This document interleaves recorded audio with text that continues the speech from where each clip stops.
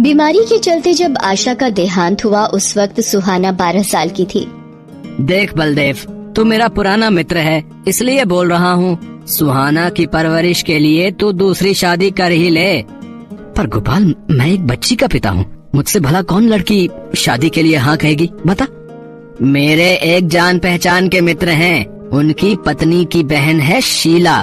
2 साल पहले पति से तलाक हो गया, पर एक बात मुझे और बतानी थी। शायद उनकी एक बेटी है, करीब 10 साल की होगी। अगर तू हाँ कहे तो सुहाना को माँ और बहन दोनों मिल जाएंगी और उनको तेरा सहारा।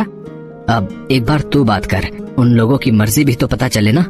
सारी बातचीत के बाद बलदेव और शीला की शादी हो जाती है। सुहाना, ये तुम्हारी नई माँ है और ये तुम्हारी बहन भव्या। मेरी नई माँ। पिताजी, क्या मैं भव्या के साथ खेलूं?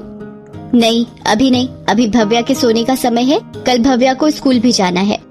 अच्छा, कोई बात नहीं सुहाना, तुम भव्या के साथ कल खेल लेना, ठीक है। अगले दिन बलदेव काम पर चला जाता है। सुहाना स्कूल के लिए तैयार हो रही थी। सुहाना, ये कहाँ की तैयारी हो रही है? माँ, स्कूल जा रही थी।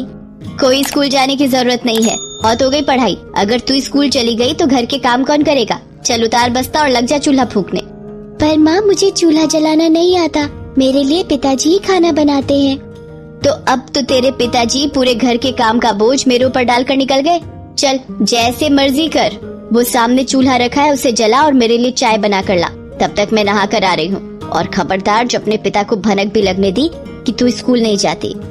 बेचारी सुहाना रोती हुई रसोई में चली जाती है। उसे चूल्हा जलाना नहीं आता था। वो ऐसे ही चूल्हे के आगे बैठी रोती रहती है।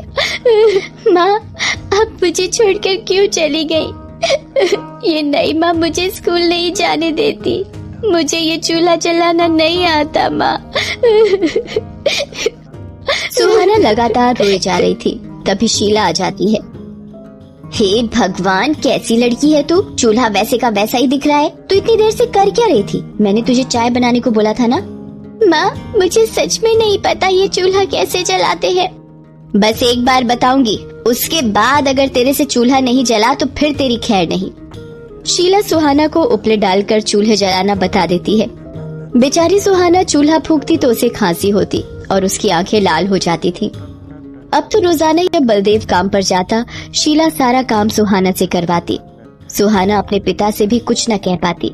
एक दिन, सुहाना, जल्दी से चूल्हा जलाकर आलू उबाल ले। आज भव्या को गरम गरम आलू के पराठे खिलाऊंगी। माँ, आलू के पराठे तो मुझे बहुत अच्छे लगते हैं। जा सुहाना, गाय को गोबर लीप और उससे उपले छापा। बेचारी सुहाना उपले छापने चली गई। बहुत देर तक वो उपले बनाती रही और अंदर आकर दूसरे कामों में लग गई। सुहाना, मैं भव्या के साथ बाजार जा रही हूँ। मेरे आने तक सारा काम हो जाए। शीला बाजार चली गई। तभी अरे, बहुत तेज बारिश हो गई। सारे उपले खराब हो गए। ये तो भीग गए। अब मैं क्या करूँ? लकड़ी भी नहीं है। माँ, मैं चूल्हा कैसे जलाऊं?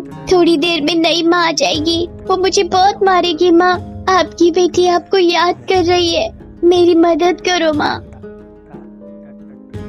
सुहाना, मेरी बच्ची, रो मत, घबरा मत। जब तक मेरा आशीर्वाद तेरे साथ है, तुझे कुछ नहीं होगा। माँ, आप कहाँ चली गई थी? माँ, आज ये सारे उपले बारिश में भीग गए। अब ये चूल्हा नहीं जला तो नई माँ मुझे मारेंगी। सुहाना, तू घबरा मत। मैं तुझे एक ऐसा जादुई सिलेंडर दूंगी जो जादू से इस चूल्हे को जला देगा।